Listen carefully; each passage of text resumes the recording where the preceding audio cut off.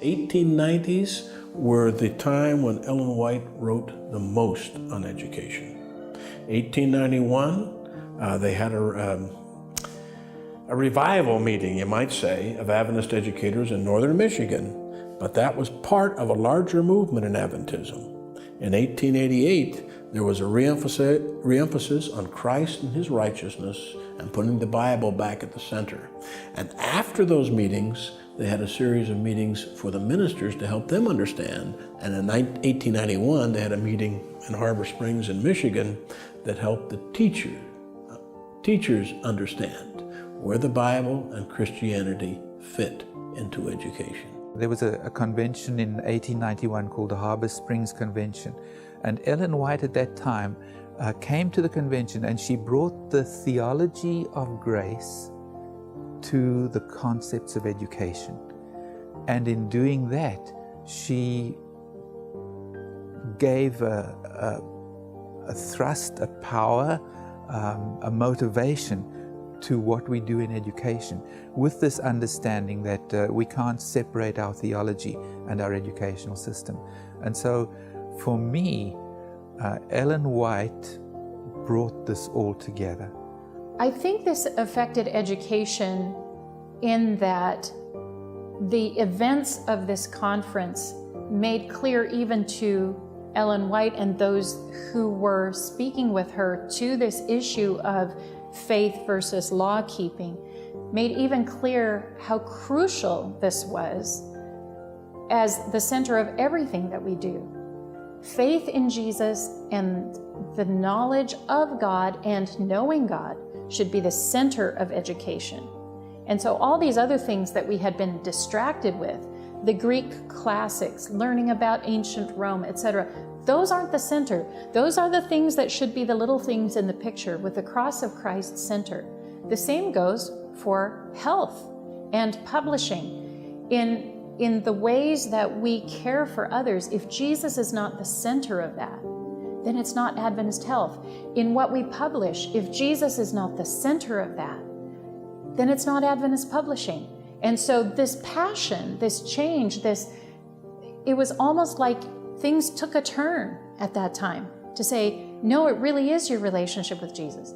And I think that Adventist education and some of the other things that are particular to what we do have sort of turned and then they turn back. And there are people who come along to turn them back. And whenever people come along to turn them back to a saving relationship with Jesus and focusing on our faith, there will always be, as there were with Battle Creek College, some who disagree. And they disagree enough that perhaps they leave the endeavor.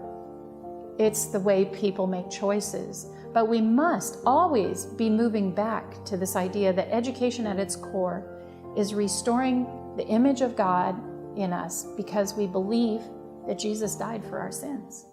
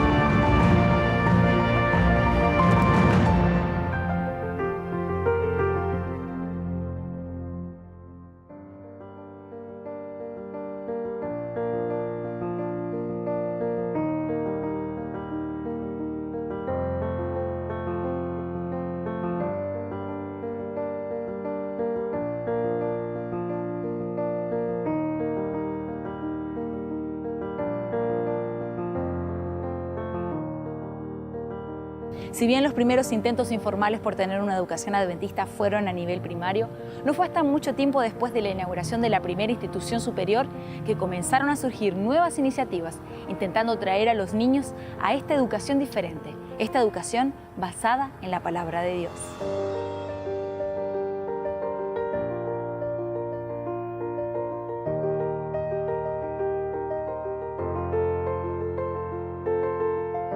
The earliest Adventist primary institutions failed. 1850s, 1860s.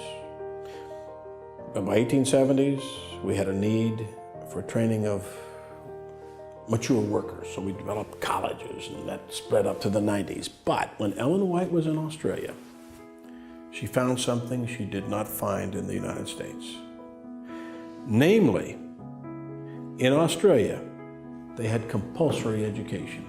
In other words, children must be in school by the age of 6. The government said they had to go to school. And so she said, we ought to have primary schools where children can go to school in a Christian environment. And she wrote very specifically, where we have churches that have as few as 6 children, we ought to create a school. And here's where Sutherland and McGann really did a good thing.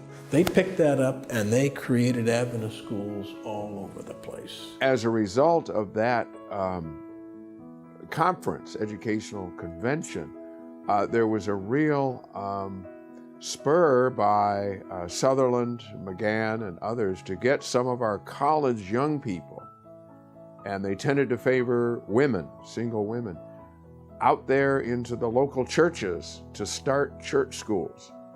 And the number of church schools just really spiked. Adventist schooling, elementary schooling, after 1895, the number of schools goes straight up. I mean, you got 16 in 1890, you got hundreds by 1900, and soon we had almost 1,000 by 1910. And so the number of schools, this is one of Ellen White's most successful counsels. Wherever you have a church with as few as 6 children, we should have a Christian school.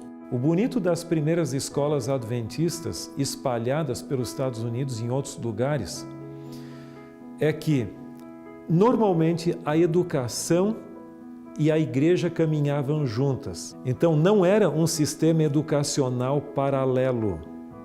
Eram igrejas-escolas. Durante a semana, o lugar de cultos era usado com carteiras e onde se aprendia, se davam aulas. E no sábado, aquela mesma escola virava o lugar de adoração.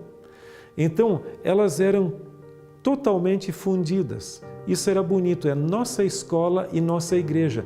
Esse modelo de igreja-escola ou escola-igreja mostra o quão integrada a educação estava à vida religiosa da igreja. Cuando se comprende que educar es redimir, escuela es más que un centro de estudios, es un lugar de formación para la eternidad. Un establecimiento donde se imparte una educación que restaura, que fortalece y que nos conduce hacia el mañana con esperanza. Creyendo profundamente en esto, las iglesias establecieron un compromiso con la educación, no sin esfuerzo, no sin desafíos, pero avanzando firmes y confiando en los sabios consejos concedidos por Dios.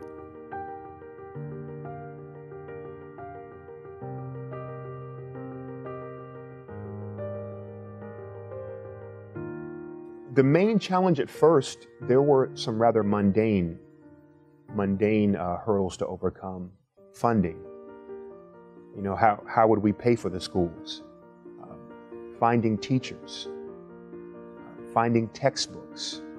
So these were some, finding locations. These were some mundane considerations. But then there were ideological considerations. What should we teach? And how are our schools different from others? You might have already covered that our early schools were much like the other schools around them, the non-Adventist schools, in terms of they taught Latin, Greek, they taught the classics, they read from novels and things like that. And so Adventists had to develop a distinct type of pedagogy.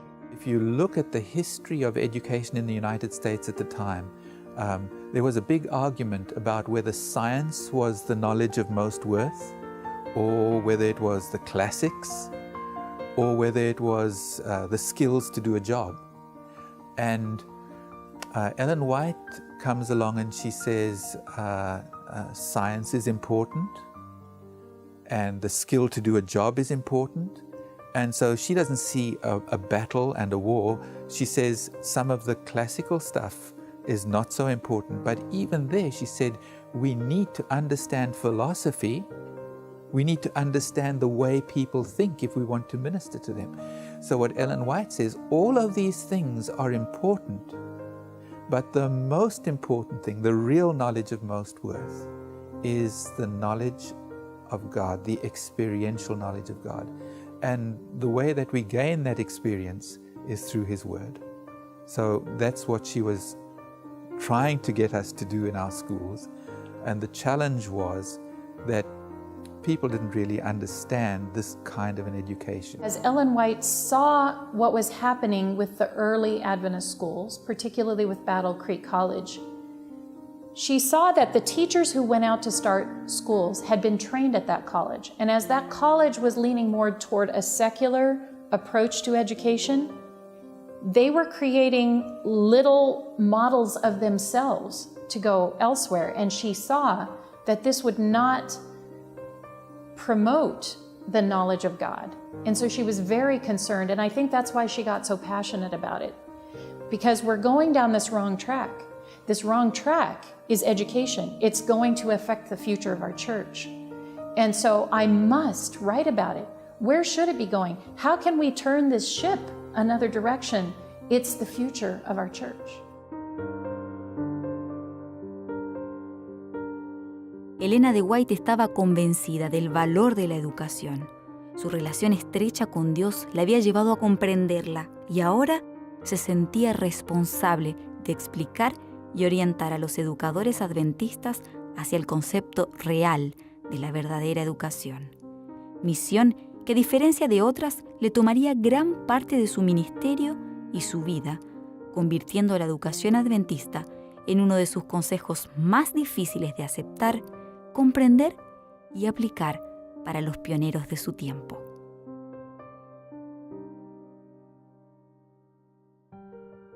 At first, through the writings of Ellen White, we said, okay, we only want to teach from the Bible. This was the interpretation of Ellen White. Ellen White didn't say that, but there were some fanatics who said, we only want to have the Bible as a textbook. Even for things like biology and, let's say, math, and we only want to have the Bible. And so this was one extreme. And the other extreme was not to have the Bible at all, have the Latin classics and the Greek mythology and different things like that. And so one of the challenges was dealing with extremes. Another challenge was, finding out exactly what we wanted to teach. There were obviously many subjects that we could teach, but what were the most important, and how can we find people to teach those subjects? The early discussions in which Ellen White involved herself were not about the Bible as the textbook for every subject. She never advocated that. Interestingly enough, the early discussions had to do with Bible as a way to know God, but there was one other subject matter that got written about, and that was history. Because in knowing God, it's always about your story and my story. How do we know God? In which case, what happens with history? And the point that she made in terms of the subject or the discipline of history was, we must address the discipline of history in light of how has God been working through history? What decisions have people been making through history? The whole idea of the Great Controversy is a story of our history and our future and how God works in that. And that has to be a centerpiece of how we talk to students about history. But there are also some other things. We talk about the Bible as God's book, but we also talk about the nature as God's second book. And in Adventist education, we actually spend quite a bit of time on nature and how do we see God as He's revealed in nature. And it's very interesting. I was just reviewing some results from the Cognitive Genesis study that has been done recently from the Center for Research on Adventist Education right here at La Sierra University. And it shows that our students who go through their education integrating things of God with things of science, which is not typical in secular education, actually have a higher ability on the tests of science than do students who are in public school. So the emphasis on the things of God not only doesn't hurt these students when they're studying science, but they actually do better as they look at God's second book, and as they are thinking about science, they're also thinking about God. It's that kind of integration of learning and faith in history, in science, and in the other subjects that makes such a difference. Como adventistas debemos recapturar o reentender la cosmovisión bíblica. Y desde ese ángulo, entonces acercarnos a las materias que nos toca enseñar, hacer las conexiones naturales, hacer las preguntas que surgen de la materia. O sea, hay que ser cuidadoso. No convertir el aula de biología o de ciencias políticas en una arenga religiosa, un culto religioso. No, yo quiero enviar a mi chico para que aprenda bien matemáticas, o música, o historia, o literatura, o composición, etc. Quiero que aprenda bien eso, pero quiero que lo enmarque en la cosmovisión bíblico-cristiana. Que piense, para decirlo así, que aprenda a pensar cristianamente. One of the most important things about helping to train young people is to help them to understand that the Bible and, of course, a knowledge of God is the foundation of all education. And that is what Seventh-day Adventist education is all about. Helping young people to understand a fundamental truth that God must be first in their lives, and that everything else fits into this incredible scheme of things. And that's why Seventh-day Adventist teachers are so important, people who are dedicated to the Lord, because they are building the characters of young people for the future here on this earth, and certainly for eternity. Educar es la tarea más noble que puede ser encomendada al ser humano. Participar en la formación física y social de las futuras generaciones e instruirlos en inteligencia y sabiduría. Inteligencia en los diversos campos del conocimiento. Sabiduría que solo proviene de la palabra de Dios.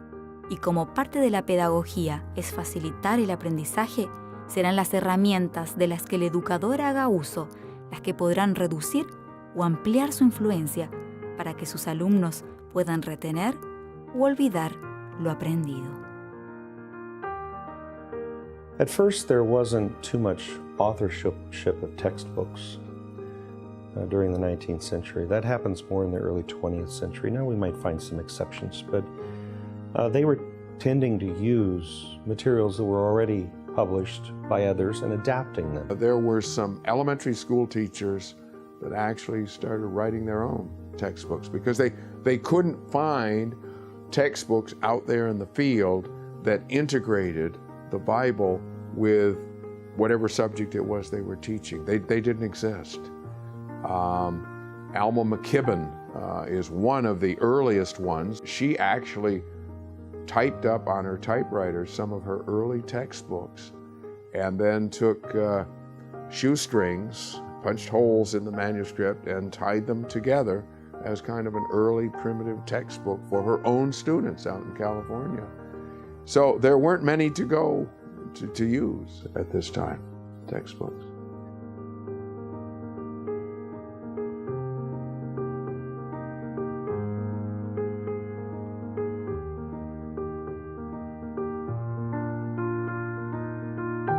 When you come into the 20th century, you see more Adventist publications. I think a name that comes to my mind is W.W. Prescott. Of course, he came to Battle Creek College as well, and he's there during what's sometimes called the early golden years, after the Alexander McLaren debacle and that terrible problem that I mentioned. Soon thereafter, there's one other president in there or something, Little John, I think, kind of tides it over. But W.W. Prescott comes in, and he becomes the president there for several years. and the school enrollment grows dramatically. And although they haven't yet moved away from classics, there is a real attention to proper education. And then he, in later years, would be very much in the forefront of Adventist education and would encourage and also himself even author some textbooks that would be used. Were they all taking us back to the Bible? Some. I think that the ones certainly published by our presses were more message-centered.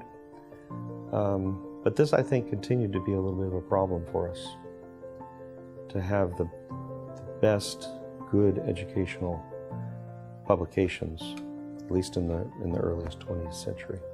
There was a time when Adventists provided most of their own material, but there were not Adventist textbooks early on. This is a rather new phenomenon, although some things were done back during the early days. You know, our publishing work got started before education, so there was something. But we did not have a Seventh-day Adventist textbook company or organization. And so over the years, most of our years in education, we have had to draw on what we would call secular textbooks. And so there were all kinds of ways of approaching those. Sometimes we just purchased those directly from the publisher as they were. And I can remember, because at one time I was a teacher in church school, I can remember that we were told, just skip certain chapters, such as chapters in science on evolution. Just skip those and do the rest. And then there was a movement among many of us who felt, no, we should not just skip those. We should teach our young people how to deal with those. And so, for example, on evolution, just for example, I would have my students take assignments and questions from me, take those home and use Ellen White's writings, the Bible, sit down with their parents and work through those questions and issues and talk about why we believe what we believe, why we reject what is said in this book or that book. Because at some point they had to make decisions, and we wanted them to be able to do that. Then along the way, we developed some supplements to those other textbooks. So sometimes we could skip those chapters, but we had replacement chapters that dealt with the material from an Adventist perspective. And then finally, we started to publish our own textbooks, and now that is rather common all over the world.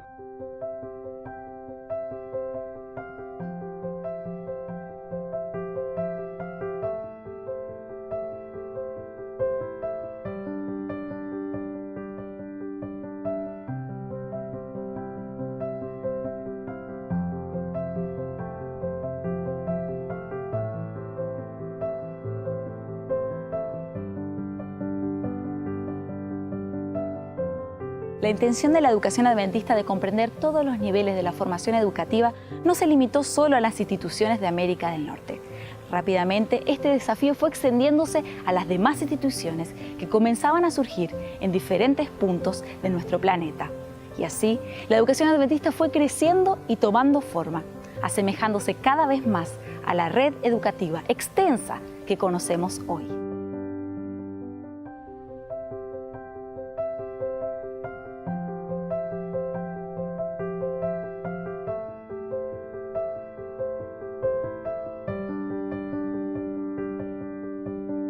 La historia de la educación adventista, si la miramos hoy, en el siglo XXI, nosotros podemos aprender de los errores y de los aciertos. Creo que podemos aprender de los errores, tratar de no cometer los mismos. Y en ese sentido creo que tenemos un desafío muy grande en términos del currículo, de qué se estudia. Porque qué se estudia es como el menú que a uno le dan para comer. Es decir, si yo soy lo que como, yo también soy lo que me alimento mentalmente. Y un plan de estudios es como una receta de cocina. Si le ponemos mucho de esto y poco de esto otro, nos vamos a enfermar porque no está balanceado. Entonces, creo que ese es un aspecto que todavía es un desafío. para los educadores adventistas. One of the interesting things when we look at the history of how we developed our philosophy is that God didn't reveal everything all at once. A long time passed from 1844 to 1893 when together the Adventist educators said we need to have a Bible course every year and this is going to define who we are. And that's how God still works today. He works with people. He doesn't force us, and it's by working and consulting together and studying the Bible and coming to a studied position that we can collaborate globally. I think the most important lesson we can learn is that education and learning how to educate in the best possible way is always a process. We don't start out perfectly. It's all an experiment, and we try to do the right thing. We try to study and figure out what the right ideas are. We try to pay attention to God's will, but we don't start out perfectly. We learn, we make mistakes, we learn some more, and we make adjustments, and we keep moving toward the best possible integration of our beliefs and our educational system. Around the world, you will find that Bible has a central role. And the Bible is just not a source of information like any other source, but it is a source of revelation that guides all of life and sometimes even rebukes us and calls us to change our way. That's something that makes Adventist education unique. The Bible has a preeminent role, and in many of the logos that you see around the world, you'll see that there'll be often a triangle with mind, body, and spirit, and somewhere in that image there will be a picture of the Bible, because the Bible has a defining role. Everything that is done in Adventist education, whether it's the food that you eat in the cafeteria, the way the libraries are organized, and the types of books, all of that is seen through a biblical worldview that affects how we come to know what is true, how we come to know what is good and right behavior, ethical behavior, how we know what is beautiful even. That is also defined by a biblical worldview. Everything in Adventist education is working together to achieve one purpose, character development, to reflect the image of God completely, not just the mind, but completely in our students, and to prepare them for usefulness in this life and to prepare them for heaven ultimately.